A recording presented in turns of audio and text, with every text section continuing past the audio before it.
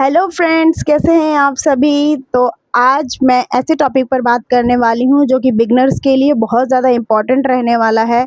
वो नहीं समझ पाते कि हम जो सिलाई करते हैं उसका रेट हम क्या रखें, किस तरीके से रखें।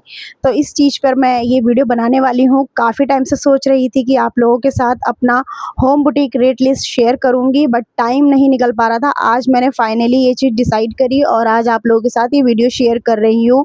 तो आप ये वीडियो उन लोगों तक ज़रूर पहुँचाना जो नया-नया बुटीक खोलना चाहते हैं या फिर अपने घर से काम शुरू करना चाहते हैं या फिर काम करने के लिए सोच रहे हैं। तो चलिए वीडियो को स्टार्ट करते हैं और वीडियो को एंड तक ज़रूर देखना, आपके लिए बहुत ज़्यादा इम्पोर्टेंट है ये वीडियो, ठीक है? तो जो मेरा पहला है, जो ब्लाउज़ पीस होते हैं, जो कि सिंपल जो 50-60 रुपए के या 100 रुपए के जो ब्लाउज़ पीस आते हैं, उनका क्या रेट लेते हैं? तो उनका मैं लेती हूँ 120 से लेकर 150। 120 से लेके 150 तक क्यों लेते हैं? क्योंकि भाई ब्लाउज़ पीस तो आपका है और वो चाहे 50 का है या 100 का है या 80 का है, लेकिन जो हमें मेहनत लगती है, वो तो हमें जो ब्लाउज़ बनता है उतनी ही लगती है ना मेहनत। ऐसा तो नहीं है कि आपका ब्लाउज़ कम मतलब ब्लाउज़ पीस जो है कम रेट में तो हम अपना सिलाई जो है वो भी हम उस तरीके से करेंगे नहीं। तो इसीलिए हम मेरा जो रेट रहता है वो 120 से लेके 150 तक रहता है, ठीक है? और जो सिंपल ब्लाउज़ होता है अस्तर वाला, उसका कितना लेती हूँ मैं? उसका लेती हूँ मैं 300 रुपए, जिसमें अस्तर मेरा होता है, ठीक है? कस्टमर का नहीं होता। और अगर इसमें ही अगर कस्टमर सिंपल ब्लाउज़ में बेल्ट वाला ब्लाउज़ बनवाता है, जो कि यहाँ पे बेल्ट लगी रहती है, वो ब्लाउज़ बनवाते हैं, उसे बॉम्बे कट ब्लाउज़ भी बोलते हैं, तो उसका भी मैं 300 रुपए ही लेती हूँ। उसमें भी अगेन अस्तर मेरा रहता है, ठीक है? और इसमें ये होता है कि अगर कस्टमर यहाँ तक की बाजू बनवाता है 10 इंच तक की, तो उसमें क्या है कि मैं 300 ही लेती हूँ। अगर कस्टमर ने यहाँ तक की बाजू बनवाई तो फिर ऑब्वियस सी बात है अस्तर ज़्यादा लगेगा, तो उसके लिए फिर हम अपना चार्ज भी बढ़ा देते हैं। मैं 50 रुपए चार्ज बढ़ा देती हूँ, ठीक है? अगर अस्तर लगवाना है कस्टमर को, तो अगर अस्तर नहीं लगवाना तो वो 300 रुपए में ही बनेगा ब्लाउज़, चाहे आप इतनी बाजू का बनवाएँ, चाहे इतनी का या फिर इतने का। इससे ऊपर जाएँगे तो आपको 50 रुपए एक्स्ट्रा पे करने पड़ेंगे, ठीक है? अब बात आती है प्रिंसेस कट ब्लाउज़ की, जो कि इस तरीके से यहाँ पर कट आता है। उस ब्लाउज़ का मैं लेती हूँ 350 रुपीज़। उसमें क्यों लेते हैं? क्योंकि यहाँ पर जो हम प्रिंसेस कट देते हैं इधर से और नीचे तक, तो ये कट जो है बिल्कुल बराबर आना चाहिए, तो उसमें बहुत ज़्यादा दिमाग लगाना पड़ता है, तो उसके एक्स्ट्रा चार्ज होते हैं, ठीक है? और नेक्स्ट है पैडेड ब्लाउज़। जो पैड वाले ब्लाउज़ होते हैं, उसका मैं लेती हूँ 500 रुपए, ठीक है?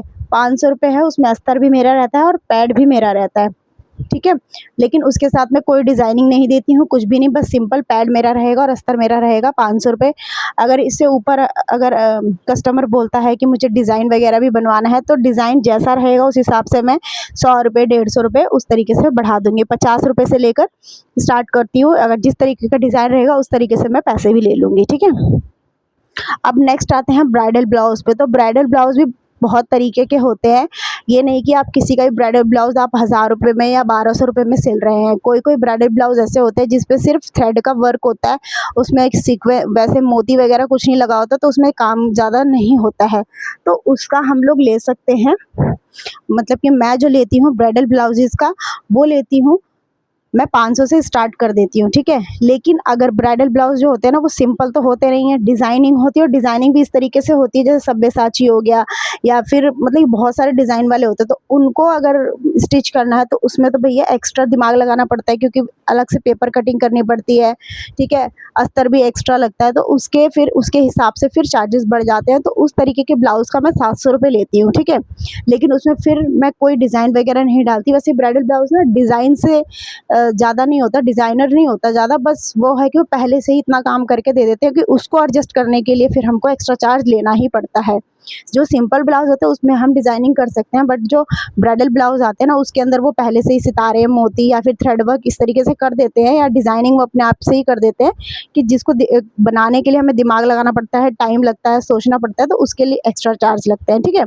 तो 700 रुपए से स्टार्ट है और अगर बहुत ही मतलब कि मिनिमम सा वर्क है तो मैं 500 रुपए ले लेती हूँ, ठीक है?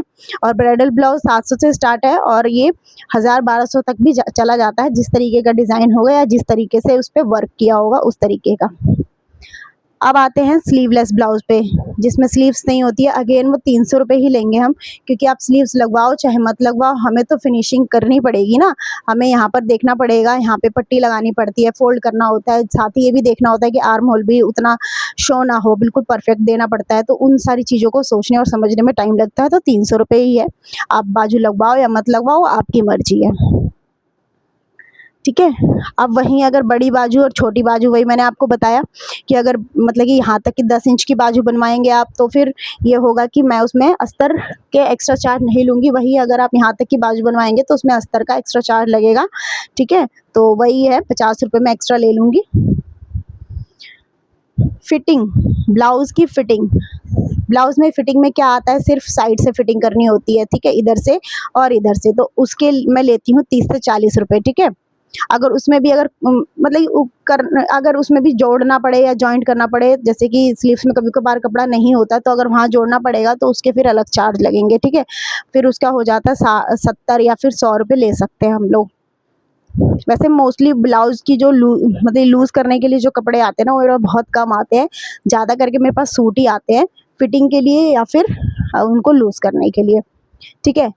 अब है जिप वाला ब्लाउज़, तो जिसमें मतलब ब्लाउज़ आप कोई भी बनवाएँ, आपकी मर्ज़ी, आपको जिप लगवाना है या फ्रंट ओपन बनवाना है, फ्रंट में बटन या हुक लगवाना है या बैक में लगवाना है, तो वो कस्टमर की मर्ज़ी होती है। तो उसका तो मतलब कि मैं कोई चार्ज नहीं लेती, बट ये देखना होता है कि वो प्रिंसेस कट है या फिर वो नॉर्मल ब्लाउज़ है। नॉर्मल ब्लाउज़ में अगर जिप लगवा रहे हैं, तो फिर उसका एक्स्ट्रा चार्ज लगता है, क्योंकि जिप भी आती है, 10 रुपए की आती है जिप, फिर उसको लगाने में भी एक्स्ट्रा टाइम लगता है, ठीक है? तो उसका मैं फिर एक्स्ट्रा लेती हूँ, 350 या 400 तक ले लेती हूँ, ठीक है?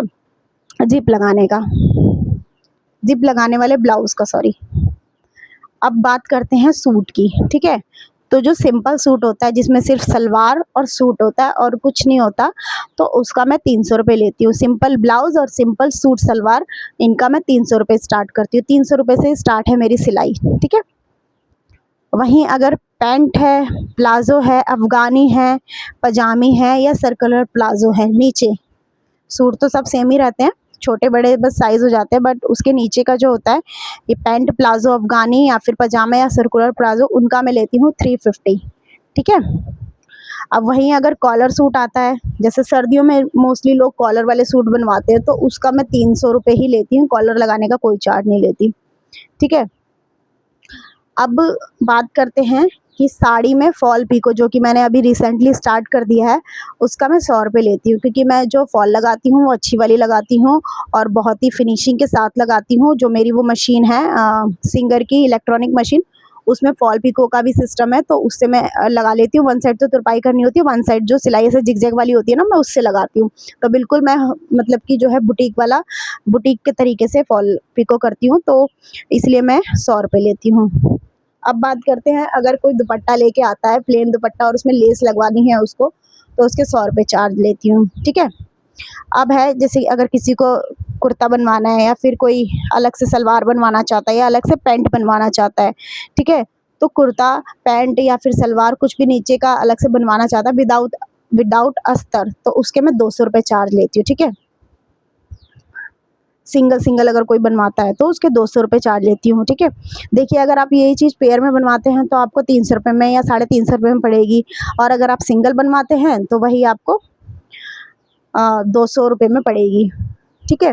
तो इसका रीज़न यही होता है कि देखिए, हमें अगर पेयर में बनवाना है, तो जैसे सूट सलवार है, तो कई बार ऐसा होता है, मतलब मोस्टली ऐसा होता है कि सूट और सलवार दोनों एक ही कलर के हैं, एक ही थ्रेड में अपना काम चल जाता है। लेकिन अगर अलग-अलग है, फिर थ्रेड कर मतलब थ्रेड उसमें लगाओ, फिर उसमें चकरी में भरो, तो उसका भी अलग एक्स्ट्रा मतलब कि एक्स्ट्रा टाइम लग जाता है। तो वो छोटी-छोटी चीज़ें होती हैं, तो इसलिए हमें अलग से उसका चार्ज लेना पड़ता है। सिंगल-सिंगल अगर कोई बनवाएगा, तो उसको फिर उसका एक्स्ट्रा चार्ज देना पड़ता है। ठीक है? अब वहीं बात आती है कि अगर कोई साड़ी से या फिर बहुत सारा फैब्रिक ले आता है, जैसे साड़ी हो गई या फिर थोक का फैब्रिक हो गया, तो उससे कुछ डिज़ाइनर चीज़ बनवाना चाहता है, जैसे गाउन हो गया, टॉप या बॉटम, जैसे आजकल कोट सेट बहुत चले हैं, ठीक है? उस तरीके का कोई डिज़ाइनर चीज़ बनवाना चाहता है, तो उसका मैं स्टार्ट करती हूँ। जैसे गाउन का है 600 से 700, ठीक है? ये है, इसमें अस्तर मेरा रहेगा, जिसमें कि 3 या फिर ढाई मीटर के करीब अस्तर लग जाता है। अगर पतली लड़की है तो ढाई मीटर, और अगर हेल्दी है मतलब ठीक-ठाक है तो 3 मीटर लग जाता है, ठीक है? तो अस्तर का लेती हूँ। देखिए 600 से 700 जो कि नॉर्मल अस्तर जो आता है मेरे यहाँ पे 40 रुपए मीटर, मैं वो वाला लगाती हूँ। अगर इसके बावजूद अगर कस्टमर ये बोलता है कि नहीं मुझे तो सैंटून का कपड़ा लगवाना है या फिर क्रेप लगवाना है या फिर एक और आता है ना जो आजकल अस्तर में यूज़ हो रहा है, अ, अभी ध्यान नहीं आ रहा मुझे, वो अस्तर लगवाना है, तो वो अगर कस्टमर ले आता है तो फिर मैं उसका सिर्फ़ लगाने का चार्ज लेती हूँ। कस्टमर जो भी जितने का भी लेके आएगा उससे मुझे मतलब नहीं है, लेकिन मैं उसका लगाने का चार्ज लेती हूँ। और अगर वही चीज़ मुझे लगानी है तो फिर वो 1000-1200 रुपए तक की चली जाती है, ठीक है? जितना मतलब कि वो लगेगा, अस्तर लगेगा उस हिसाब से। तो गाउन वगैरह बनवाना है तो 600 से 700 जिसमें अस्तर मेरा रहता है, और अगर इससे बेस्ट अस्तर लगवाना है या फिर अंदर कुछ और क्वालिटी का कपड़ा लगवाना है तो उसके लिए फिर कस्टमर को एक्स्ट्रा चार्ज देना पड़ेगा, ठीक है? टॉप और बॉटम, अब जैसे कि ऊपर जैसे कि अब अनारकली वगैरह हो गया तो एक मतलब कि फ्रॉक टाइप का बनाना होता है तो उसमें अस्तर लग गया तो उसका तो हमने 600 से 700 ले लिया। अगर वहीं नीचे अगर हमें पैंट भी बनानी है, जैसे मैंने बोला थोक का कपड़ा ले आते हैं, जैसे साड़ी में भी कोई ऊपर कुर्ता बनवा लिया, नीचे पजामी या फिर सलवार या कुछ भी, उसमें भी अस्तर लगवाना है क्योंकि मोस्टली साड़ियों में अस्तर लगता है, बिना अस्तर अस्तर के साड़ियों की ड्रेस नहीं बनती है। तो उसमें अगर अस्तर लगाना है ऊपर और नीचे तो मैं लेती हूँ उसका 1000 रुपये, जिसमें कि अस्तर मेरा रहता है। यही सेम है जैसे कि कोई सूट वगैरह सिलवाता है, मतलब कि कपड़े का लेके आता है, जैसे कि मुझे ऊपर मतलब अस्तर लगवाना है और नीचे भी अस्तर लगवाना, तो उसका भी मैं 1000 रुपये चार्ज लेती हूँ, ठीक है? यही आ गया। अब देखिए अस्तर वाला सूट है, जैसे कि हाफ लाइनिंग है उसपे, अस्तर वाला सूट कस्टमर लेके आते हैं जो बाय करके लाते हैं, तो उसमें ऊपर वाले में लाइनिंग लगानी होती है, तो उसका लेती हूँ मैं 650 रुपये, जिसमें अस्तर मेरा होता है, ठीक है? उसका मैं लेती हूँ, सिर्फ़ ऊपर-ऊपर अस्तर लगाऊँगी कुर्ती में, नीचे नहीं लगेगा अस्तर, ठीक है? अब उसमें ये है कि आप उसमें सलवार बनाएँ, पैंट प्लाज़ो बनवाएँ या सर्कुलर प्लाज़ो बनवाएँ, उसका मैं 650 ही लूँगी क्योंकि यहाँ ऊपर अस्तर लग रहा है और नीचे आप चाहे जो मर्ज़ी बनवाइए, मैं उसका 650 रुपये लूँगी। आप सलवार बनाएँगे तो इसका मतलब ये नहीं कि मैं कम कर दूँगी, कुछ भी बनवाइए आप, क्योंकि मैं एक्स्ट्रा ले रही हूँ कुर्ती में अस्तर लगाने का, ठीक है? और पैंट प्लाज़ो सलवार कुछ भी बनवाइए, उसका मैं 650 ही लूँगी। अब आ गया फुल अस्तर वाला सूट, जैसे कि मैंने आप लोगों को बताया यहाँ नीचे, फुल अस्तर वाला जो सूट है, उसमें मैं लूँगी 1000 रुपये, ठीक है? क्योंकि ऊपर और नीचे दोनों अस्तर लगेगा तो फिर वही है कि 4 साढ़े 4 मीटर के करीब अस्तर लग जाता है ऊपर-नीचे सूट में अगर अस्तर लगाना है तो। और उसमें फिर अगर कस्टमर डिज़ाइन वगैरह बताता है तो फिर मैं उसका एक्स्ट्रा लूँगी, क्योंकि अस्तर एक तो अस्तर भी लगाना है नीचे और ऊपर, उसमें भी डिज़ाइन, और अस्तर वाले सूट में डिज़ाइन बनाना ना बहुत डिफ़िकल्ट होता है। तो ऐसे में फिर फिर मैं 1100 या 1200 रुपये जिस तरीके का डिज़ाइन होगा उस तरीके से मैं ले लूँगी उससे, ठीक है? अब आता है सूट फिटिंग, जैसे कोई कस्टमर लाता है कि मुझे मुझे सूट फिटिंग करवाना है, तो सूट फिटिंग भी बहुत तरीके से होती है। एक तो होता है कि साइड-साइड में सिर्फ़ सिलाई मार दी, सूट फिटिंग हो गया, ठीक है? तो उसका मैं ले लेती हूँ 30 से 40 रुपए, ठीक है? और दूसरा होता है कि हमें साइड में भी फिटिंग मारना है, फिर हमारा यहाँ से जैसे हम साइड में फिटिंग मारेंगे, ये यहाँ से चिपक जाएगा, ये बाजू उठेगी ही नहीं। तो ऐसे में क्या होता है, फिर हमें बाजू निकालनी होती है, शोल्डर कट करना होता है, ठीक है? ये चीज़ जो ये सिलाई वो इधर आती है तो फिर इसको हमें यहाँ से कट करना होता है, हैं? कोई हिप से ज़्यादा है तो फिर यहाँ पे सिलाई फिनिश करके हिप में जितना एक्स्ट्रा है उसको कट करना है और फिर चाक हमें दोबारा से बनानी होती है। ले दे के हमें गला छोड़ के बाकी पूरे सूट की फिटिंग करनी होती है, तो उसका मैं लेती हूँ 100 से लेके 120 रुपए, ठीक है? क्योंकि उसमें पूरा ही काम हो जाता है, कि वो वैसे भी ऑल्टर के काम ना बहुत ही ज़्यादा सिरदर्दी वाले होते हैं, बट ये है कि जो कस्टमर परमानेंट होते हैं ना, तो उनका ले लेती हूँ मैं और कर देती हूँ, ठीक है? अब बात आती है कि कोई मुझसे अगर अर्जेंट कपड़े सिलवाता है, तो मैं उसका एक्स्ट्रा चार्ज लेती हूँ या नहीं? तो देखिए जो अर्जेंट कपड़े होते हैं ना, वो हमारे मोस्टली जो है ना रेगुलर कस्टमर ही लाते हैं, और जो रेगुलर कस्टमर लाते हैं तो उनको ये पता होता है कि भई ये तो मतलब कि बिज़ी रहती है, तो अगर इनसे अगर हम ये बोलेंगे कि हमें परसों या उसके अगले दिन हमें सूट चाहिए, तो ज़ाहिर-सी बात है हम अपना काम पेंडिंग रख के फिर उनका काम करते हैं, तो मैं इसका कोई एक्स्ट्रा चार्ज नहीं लेती हूँ। इससे ये होता है कि एक तो हमारा जो है जितना भी होता है, हम जल्दी-जल्दी फटाफट हमें दिमाग में होता है कि हमें एक्स्ट्रा काम करना है और जल्दी करके देना है, हम उसको कर लेते हैं क्योंकि हमारे दिमाग में ये चीज़ चली जाती है ना कि हमें ये काम करना है, तो उस हिसाब से हम अपनी प्लानिंग भी स्टार्ट कर देते हैं। तो फिर मैं एक्स्ट्रा कपड़े ले लेती हूँ और मैं उसको मतलब कि पहले ले लेती हूँ और अर्जेंट वाले जो कपड़े होते हैं उनको लेके सिल के स्टिच कर देती हूँ। बाकी जो कपड़े होते हैं उनमें टाइम होता है, ठीक है? मैं बहुत ही कम होता है, बहुत ही कम कि जब मैं अर्जेंट सूटों का या कपड़ों का जो एक्स्ट्रा चार्ज लूँ, ठीक है। इतना तो मैं गैप लेके चलती हूँ, हफ्ते 10 दिन का। एक कस्टमर को जैसे कि मैं कपड़े देती हूँ, मतलब लेती हूँ उनसे, तो मैं उनको हफ्ते 10 दिन का टाइम देती हूँ। अगर इस बीच में कोई कपड़ा लेके आ गया तो मैं उनका थोड़ा सा मतलब कि स्किप करके वो कपड़ा सिल देती हूँ। फिर उनके लिए तो टाइम रहता ही है, फिर उनको मैं बाद में बना देती हूँ कपड़े, ठीक है। तो इससे मेरे क्या होता है, मेरे को जो कपड़े दे के गए थे वो भी मेरा मतलब पैसे आ जाते हैं, और जो अर्जेंट वाले हैं वो भी आ जाते हैं, और दूसरा मेरी जो है काम करने की स्पीड भी बढ़ जाती है। तो इससे मेरे को 2-3 फ़ायदे हो जाते हैं, फिर एक्स्ट्रा चार्ज लेके क्या ही फ़ायदा, है ना? तो एक्स्ट्रा चार्ज तो उन लोगों के लिए होता है जो रोड साइड बुटीक खोल के बैठे रहते हैं ना। अब हम घर में काम करते हैं तो हमें बहुत सी चीज़ें देखनी होती हैं। अगर हम एक्स्ट्रा चार्ज लेंगे अपने पुराने कस्टमर से ही, तो फिर ऐसे अच्छा भी नहीं लगता, और कोई वैसे देना भी पसंद नहीं करता एक्स्ट्रा चार्ज, क्योंकि वो रेगुलर सिलवाते हैं। फिर वो यही बोलते हैं कि हम तो आपसे हमेशा सिलवाते हैं, आप एक्स्ट्रा चार्ज मांग रहे हैं, बेशक आप हमारे बाकी कपड़ों को लेट कर दीजिए, बट इसको जल्दी से सिल दीजिए, ठीक है। हाँ, एक्स्ट्रा चार्ज तब लेना चाहिए आप लोगों को कि जैसे कि कोई फेस्टिवल आ जाता है, जैसे दिवाली आ गई, दिवाली से पहले के कितने आते हैं, जैसे सावन आ गए, है ना?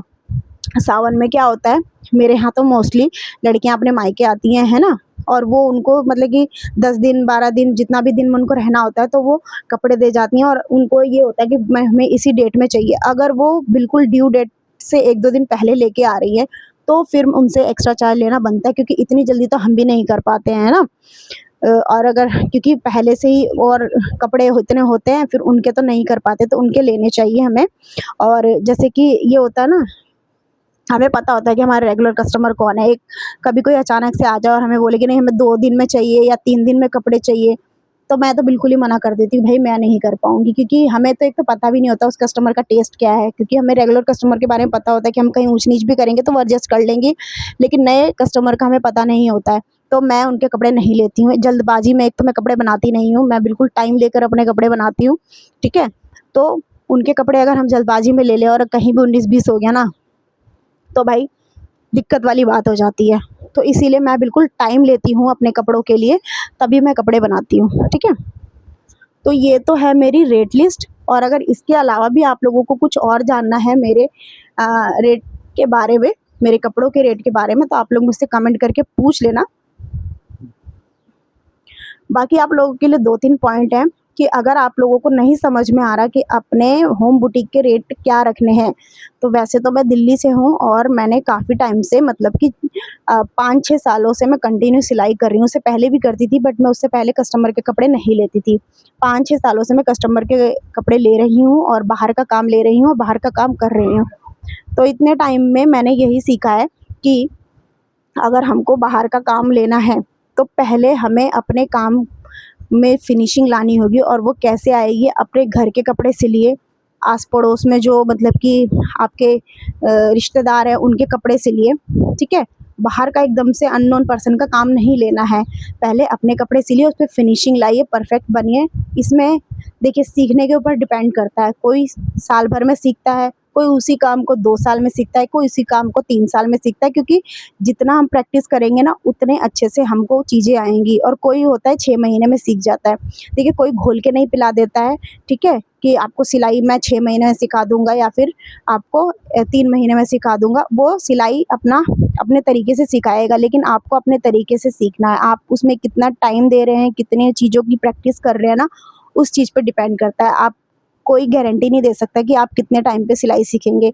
ये आपके ऊपर है कि आप उस चीज़ को कितनी बार प्रैक्टिस कर रहे हैं, ठीक है?